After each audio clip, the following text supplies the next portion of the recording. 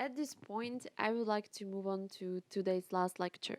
I would like to hand over the floor to Dr. Jakub Berčík from the Institute of Marketing, Business and Social Studies at the Faculty of Economics and Management of the Slovak University of Agriculture in Nitra, who has prepared a presentation entitled Neuromarketing and its Metrics in Marketing Communication. The floor is yours. The floor is yours, Mr. Berčík. Good afternoon, everybody. As I mentioned earlier, I work as an assistant professor at the Institute of Marketing, Business and Social Studies, and I'm also the director of the Consumer Studies Laboratory. And basically, today's meeting is about our university startup, SAMO. It's a commercial company that receives the findings we have talked about already today and that we'll be talking about later into practice. The word neuromarketing is a part of today's lecture. And I'd say that I see neuromarketing as a way of measuring feelings, like a tool that allows us to get this subconscious reaction as well. I certainly wouldn't dismiss the notion in terms of ethics, which I'll get to later, in terms of wanting to influence somebody. It is an interdisciplinary field that helps us to get information by linking several fields such as neuroscience, psychology, economics, and of course, information technology.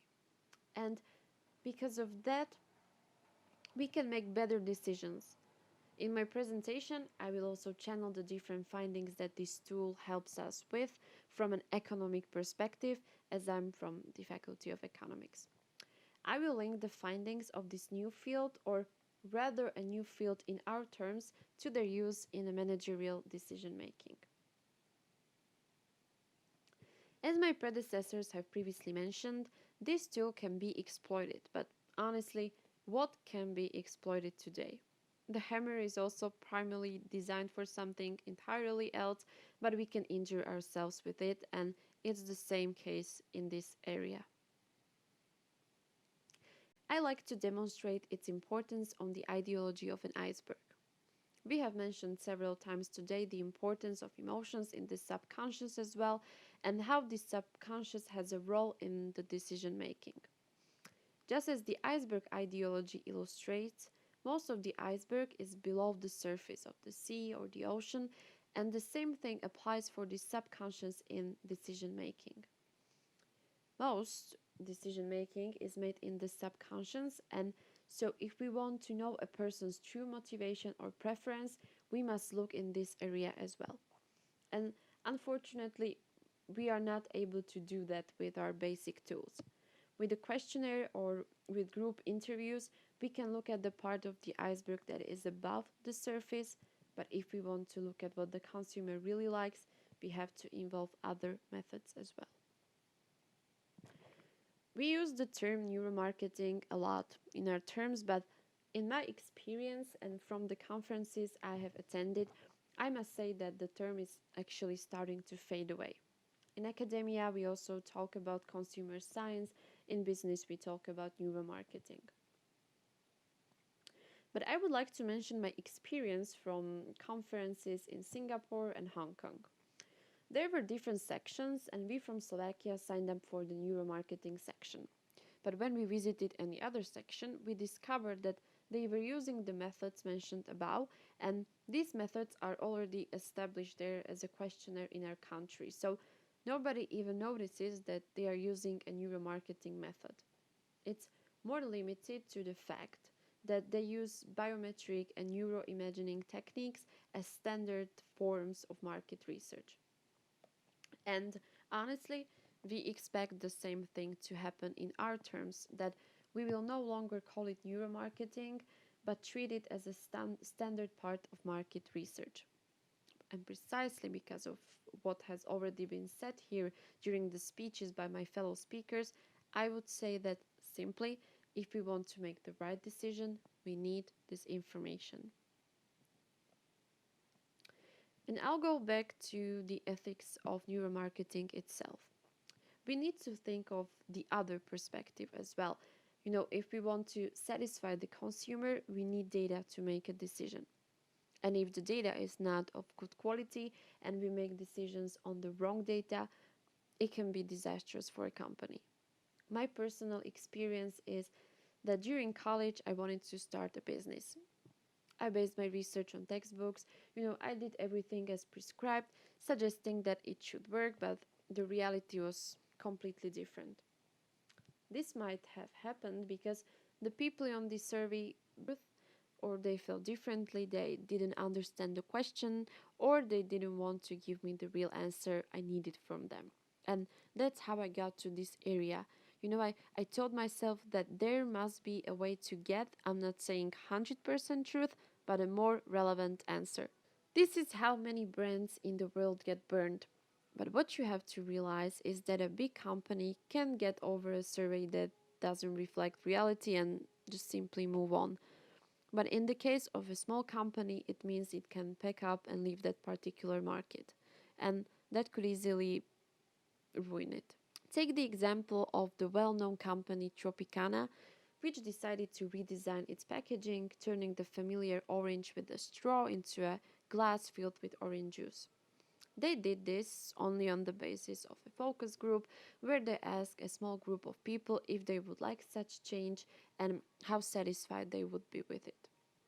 And they all said it was innovative and it looked good. So the company made those changes. And the result of those changes was a 30% loss for the company, and within a year, a return to the original packaging with the straw coming out of the juicy orange. If they had used one of the tools I've already mentioned, like eye tracking, that is one of the most used methods today, they would have found out that the original packaging certainly got more visual attention. And if they had shifted that research to real-world conditions, they would have found that if they change the packaging, the consumer in the store will not be able to identify their familiar brand and the product that they are used to. I will also mention the well-known example of Coca-Cola from 1985.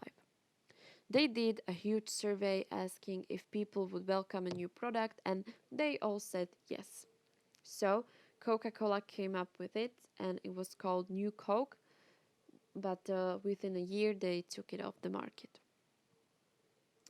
Another example might be the way marketers were thinking about how to set up people's communication.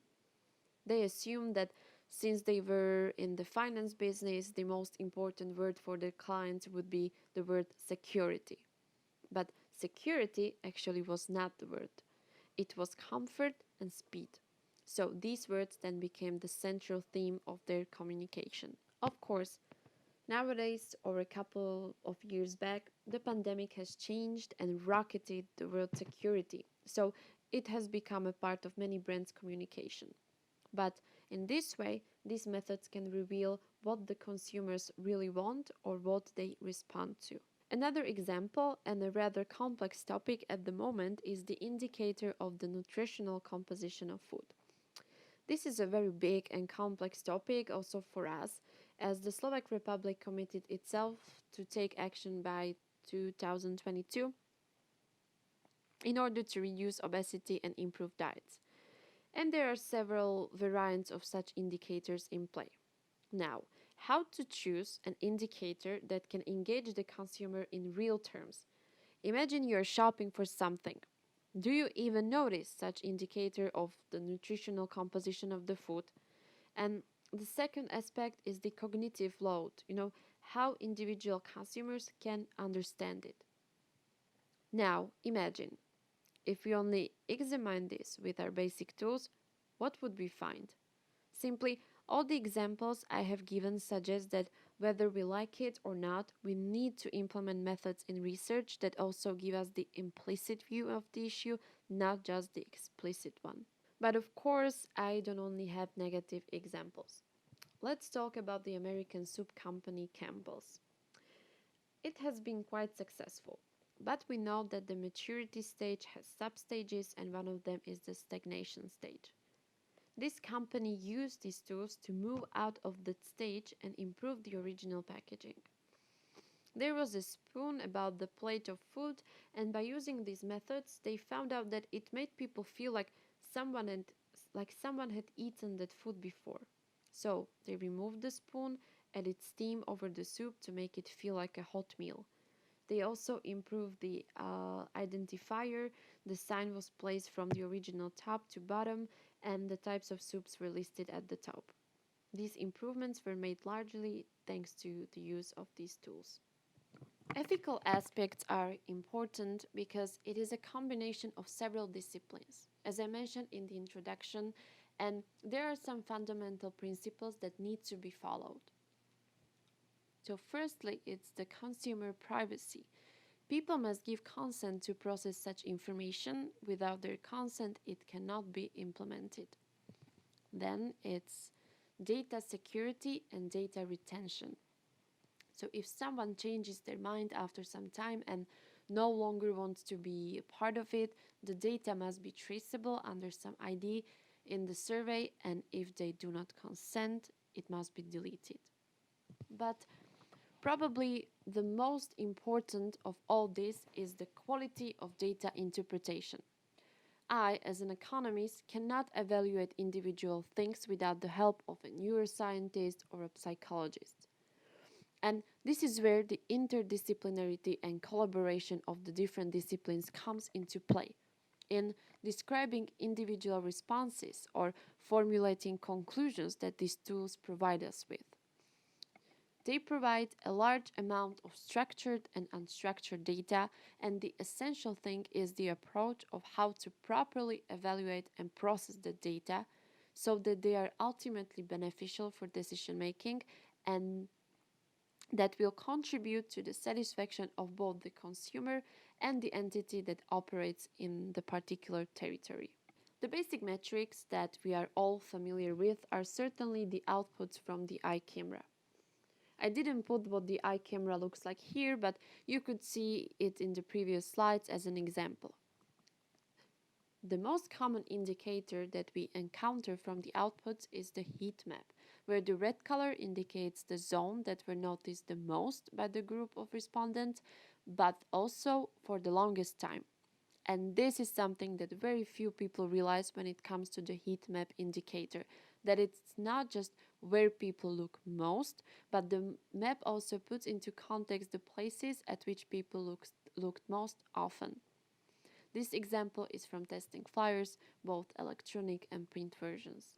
On the opposite side of the slide, we see the side curves, those different dots where a different color means a different respondent, the number in dot means the order, and the size means the time spent in microseconds.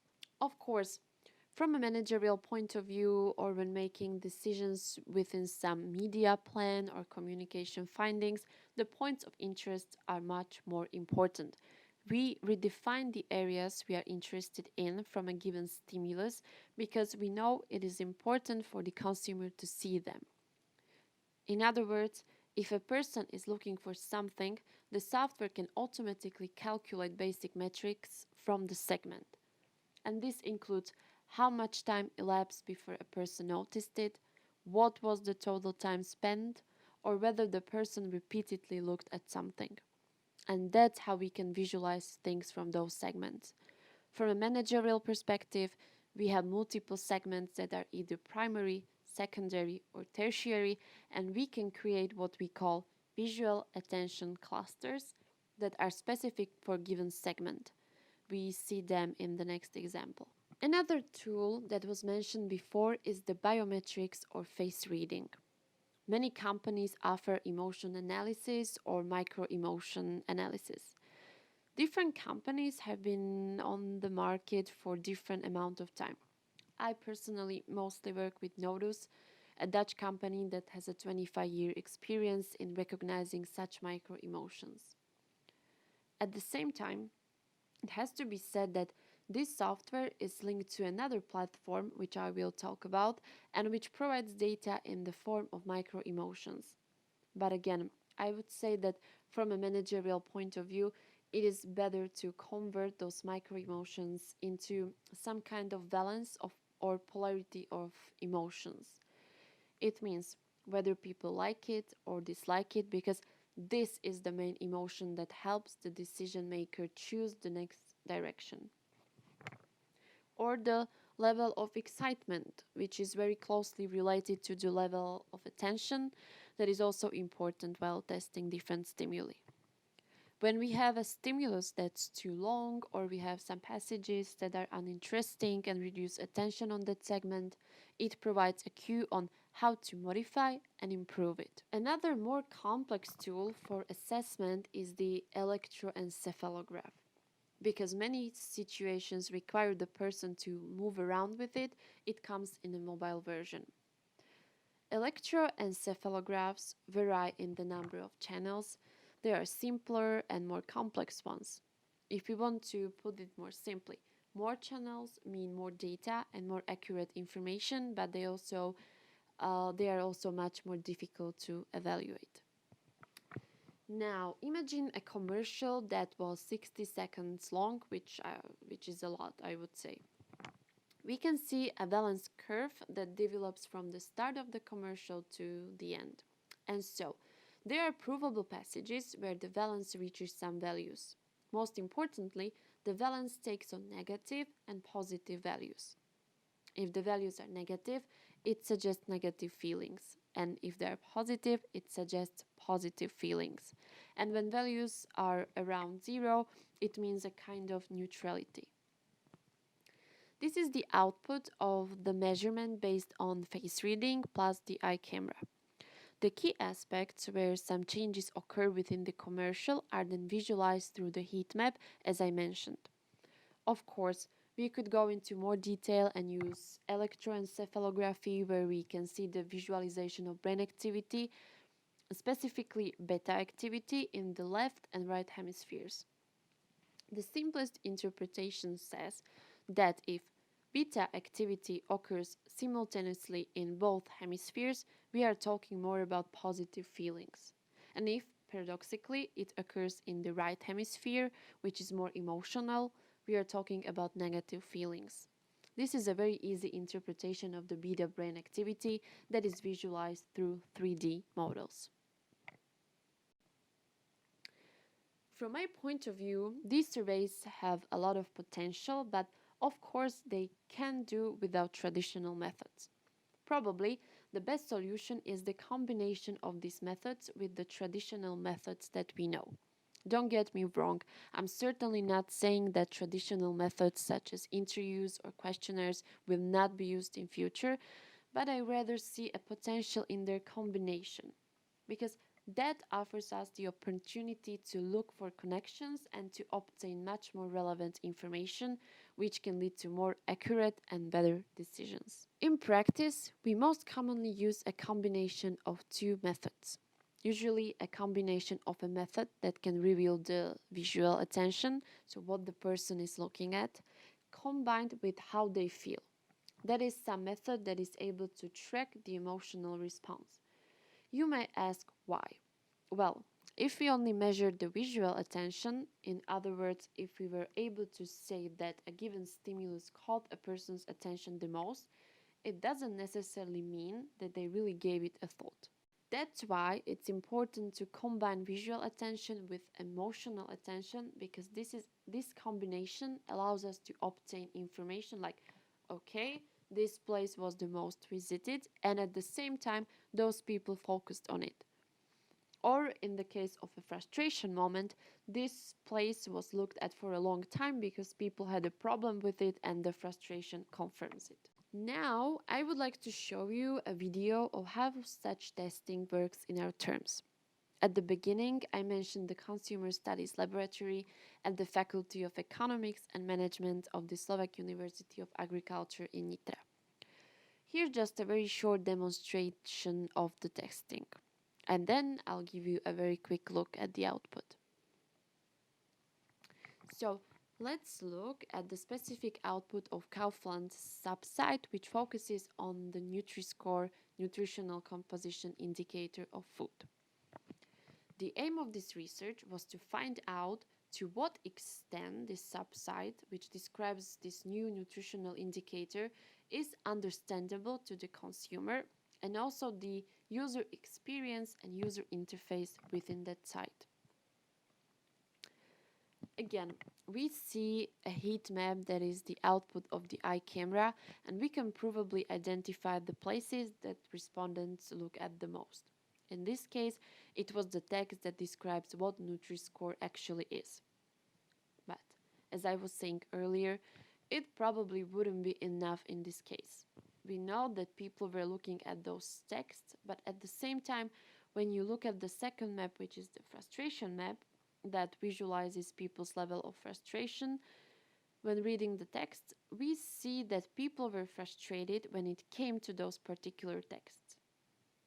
And so all this suggests that we should make some adjustments.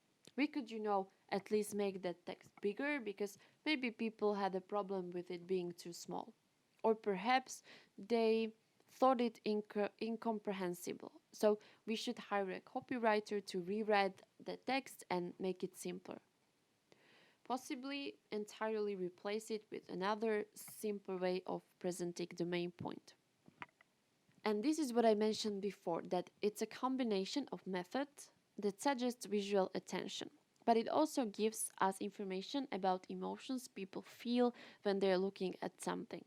That is to say, both in the case of visual attention and in the case of frustration map, the color red indicates the highest level of frustration. Now, I would like to demonstrate how we test an advertisement on a particular ad spot of the Dr. Max pharmacy. Here we go. So again, when it comes to ad spots testing, synchronization is very important. We need to capture both visual and emotional attention at the same time. There are different platforms that specialize at this nowadays, for example, Nodus, which I mentioned earlier. But we also know other companies that provide multi-platforms which allow us to synchronize the different data from a testing like this one in order to obtain good quality information. So, what output do we expect? Or did we set any particular goal? In our terms in Slovakia, we prefer pre-tests to post-tests. Our companies tend to track benchmarks, which from my point of view is a wasted chance because nowadays we are even able to test storyboards. Under a certain condition, however, of course, we cannot use text in storyboards because it increases the cognitive load and therefore a voiceover should be used instead. But it is in the pretest that we can find out the main point and adjust the spot in a way so that it would perform better. But the practice is that post-tests are more likely to be implemented. It's more about some benchmark tracking, about seeing the development within each quarter, or about comparing ourselves to the competition. I would also like to show you a comparison of retailers' Christmas ad spots. There is an annual benchmarking of Christmas spots within the company I mentioned, and this case study is available on our website, so you can check it out if you're interested. Again, as I mentioned, in this case, the individual curves do not indicate the already calculated balance of emotions, but only one of the emotions. And in this case, it's the micro-emotion of happiness. We can see that there are probable differences between different ad spots, and of course there are also differences in length, so it didn't make sense to compare them in terms of emotional attention, as it's clear that the longer the ad spot is, the more attention tends to decrease. Basically, what matters is how, in the case of longer ad spots, the customer is able to read the message that is being communicated. A similar study to the one I showed you has been done abroad. I chose this foreign study because I like the fact that it brought really interesting results. In my experience, I often struggle with getting questions like, what is the impact of emotionality on earnings? Whether making the given ad spot more emotional means more money for the company. And honestly, the answers for these questions are quite difficult because everyone is guarding their internal data, and it's very hard to come across those internal data that could tell us how those adjustments contributed to specific results. This is why the study from Segafredo is very interesting. The whole thing was based on the testing of 2 spots. The goal was to find out how to make the spot more emotional and how to make sure that it communicates new strategies. The original spot was built around Italian heritage and the fact that it's a well-known brand. The new message that needed to be communicated was that it's brewed at your home and you can buy that coffee at your local shop. And these tools help to improve the ad spot. And the commercials are also available on YouTube, so if you like, feel free to watch them. They changed initial scene of the ad spot that showed a cup of coffee to a shot of 2 people drinking coffee together. So that is one fundamental change. They also changed the colors and the story itself. The original version ended with a couple who looked nothing like in love, whereas at the end of the new spot you could see a couple that was clearly in love. These changes made the spot work in a desired way, and at the same time Segafredo as a company changed its position on the Polish market. It moved from the 6th to the 5th position. These improvements significantly helped the company, and it needs to be said that they figured them out using the tools that I'm telling you about today. We have a similar platform to what was mentioned earlier. This platform uses simplified facial geometry to measure emotional response. As I mentioned, it measures microemotions, but it also measures the reaction time. From that, we also created our own branded tool, and that's the response relevance. We can also use this tool when we are doing a testing based on questionnaires because it can determine the relevance of responses based on 2 attributes.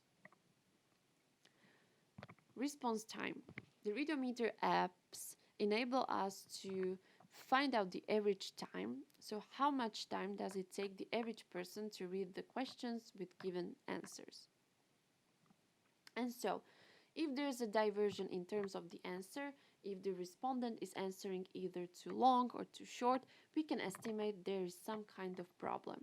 Plus, it's backed up by information from the monitoring of the pupils of the eye. More precisely, the dilation of the pupils can tell us to what extent is the person focusing on the question. Therefore, even if 90% of people tell us something, the relevance of the answers might be only somewhere around 50%. A finding like this brings up the question whether half of the group even properly thought about the question. So it's an extra indicator to the basic survey. Even if that platform is primarily designed to test advertising spots or stimuli, it can also be used for testing of basic methods, as I mentioned before. We use this platform to test spots from selected banks, and in this chart you can see the polarity of emotions and individual curves and how they vary within the banks. We can clearly see which bank spot did the best and which worst. It was done online on a sample of 250 people. After seeing each spot, they were asked to rate it on a scale from 1 to 10, so we can see the percentage of how they rated the spot plus the relevance of their rating. In this case of the first spot, ČSOB, which is one of the largest and strongest financial groups in Slovakia, it was rated positively, but relevance did not match the responses, which is quite an interesting finding. On the contrary, in the case of the spot from Raiffeisen Bank, it achieved a relevance of 93%. Thus, this was the spot that the group of respondents focused at the most during the evaluation. As I mentioned before, it is a problem to answer the question of whether more emotionality means more profit or whether it actually brings more association with the brand. And right now is the moment when we get to that sort of thing. It's the currently ongoing collaboration with Unicef. If you'd like, feel free to participate. The test is still active and will run until the end of the year. The results of this testing will be published and available to everyone, and the particularity of the research is that it will not be only based on the monitoring of emotions and on which spot and what type of communication brings what kind of emotions. Each of those ads is also tracked through a unique SMS code, and we will consider the economic indicators to see which spots work economically and which emotionally. The methodology of the Unicef survey is based on creating 3 spots. Each one is thematically a little different with different elements used within it. Importantly, they are the same length, 40 seconds. Some use voiceovers, some don't, and people have to have a camera on during the test to allow their micro emotions to be recorded. Another important thing are the accompanying questions that are related to the testing.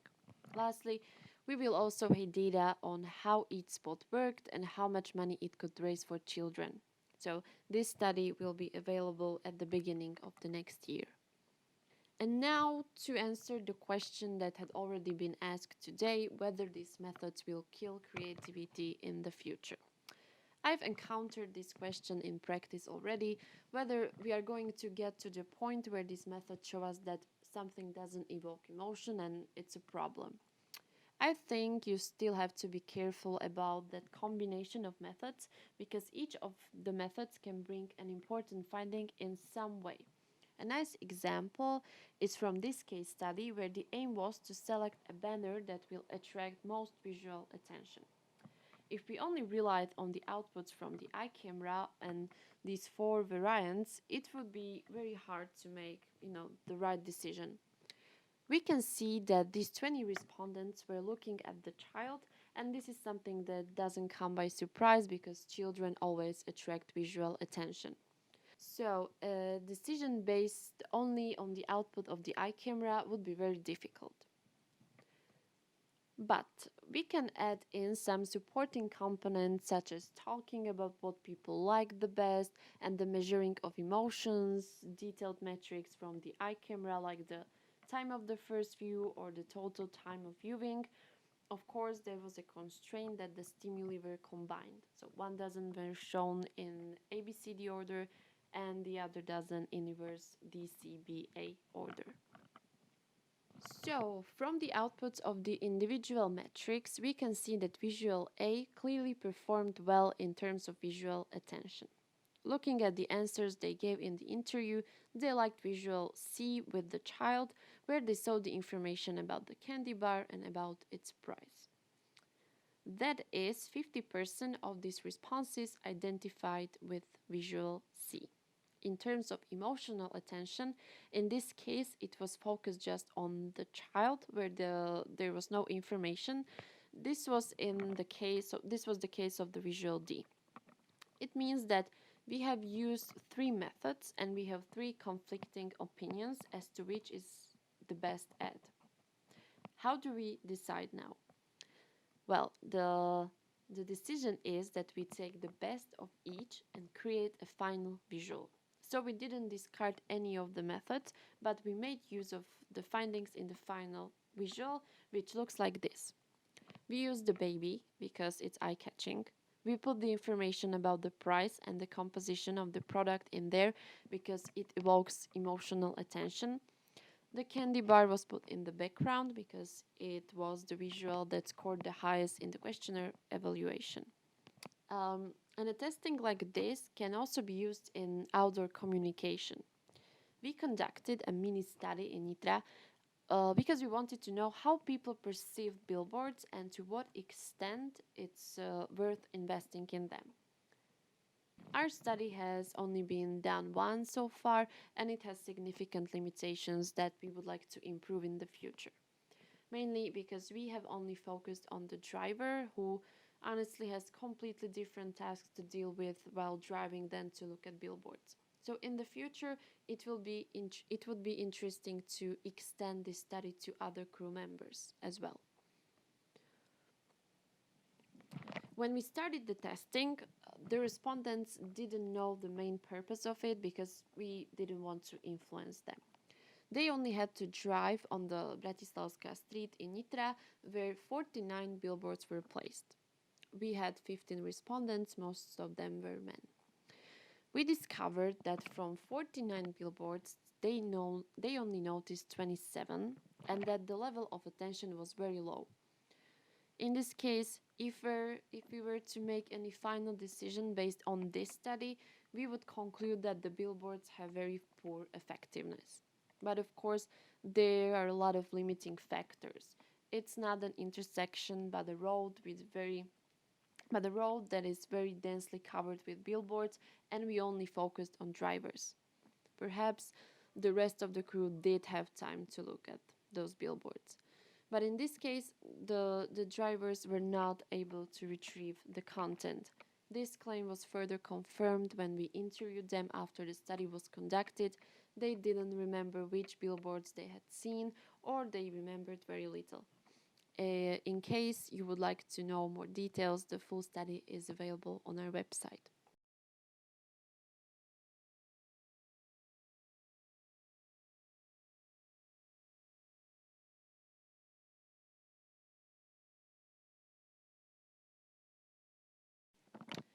Now, I would like to present a technology that allows the complex consumer behavior research, because all the things I mentioned before are tested in simulated laboratory conditions, except for the online platform we talked about that can test stimuli online from the comfort of your home.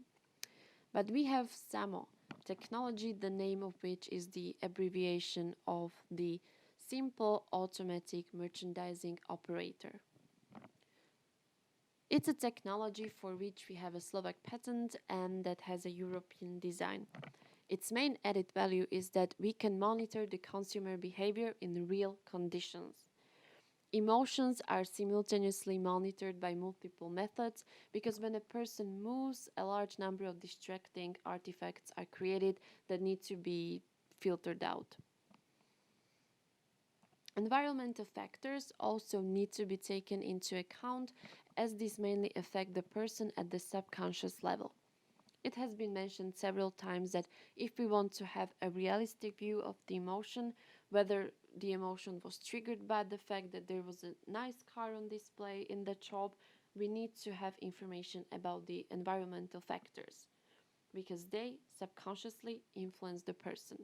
It means that there might have been pleasant lighting, or if there was a negative emotion, that the shelves were messy. But to know that it was actually caused by those shelves, we need to know if the lighting was okay or if the air was full. These are the very aspects that can negatively affect the emotion, and the respondent simply cannot evaluate this in conversation. This technology provides a more detailed view of how to look at that behavior complexly, while taking into account all factors that have an impact. I've prepared another video to give you an idea of how such testing takes place. This was specifically done for Tesco Mobile, where the in-store communication was addressed. In other words, to what extent the different communication elements in sales floor of Tesco are able to capture attention. And it also shows how a survey can be carried out even in the challenging pandemic conditions. To explain, the methodology was set up this way. The first task was set universally. The respondents were asked to shop without any specification, and the aim was to observe as they shopped the extent to which they noticed the in-store communication. After they had made their purchase, they were interviewed, and we asked them about the particular visuals that were placed there, and this is how we discovered that they didn't remember what they had seen at all. A second task was then carried out, where they were given a specific task. They had to find the Tesco mobile stall, and they had to locate it within the sales area, and again, after the task was carried out, an in-depth interview was carried out. As you have seen from the video, before each testing, all the respondents have to fill in all the necessary consents for the processing of personal data and the storage of the data for processing purposes. And of course, there is also an initial interview which has two functions. So it's not only to find out general information, which mostly already comes from the recruitment, because those recruitment requirements are always specific. But at the same time, it also serves as a sort of distraction, because we don't want those people feel frustrated because of the devices they need to wear on themselves.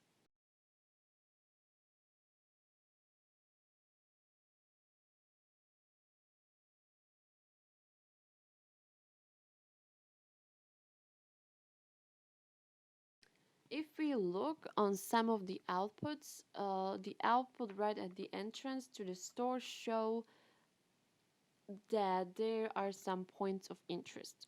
And we don't have much time, so I'm not going to give you an in-depth interpretation about everything that the chart indicates, but I must say that it can be read very quickly. So, in a nutshell, the total fixation time is an indicator in seconds, and here we seek the highest value in the chart because that means that people have been noticing that thing for a long time. So, in this first row, we are looking for the highest number, and when we find it, we can immediately determine what people have been looking for, what people have been looking at for the longest time. In this case, it was the merchandise in the middle section. What it means is that if I have a Tesco mobile kiosk here and I have a seasonal merchandise on sale, it's going to break through the communication of that kiosk and nobody's going to look there. Here you see an important observation that it needs a very significant eye catcher that could reverse the visual attention in that direction. The second indicator is the time until first fixation, and here we look for the lowest possible value. The lower the value, the earlier the respondent noticed it. This indicator is in milliseconds. When we look at the chart, we have the lowest values for the post material. A couple of those respondents noticed it as the first thing, and then it's again the merchandise with the lower value. These attributes were noticed the most. An important finding was that even though no one in the interview remembered any post materials, the eye camera outputs indicate that they did notice them at the subconscious level. Or you can see that flowers are a very important aspect when you enter a shop.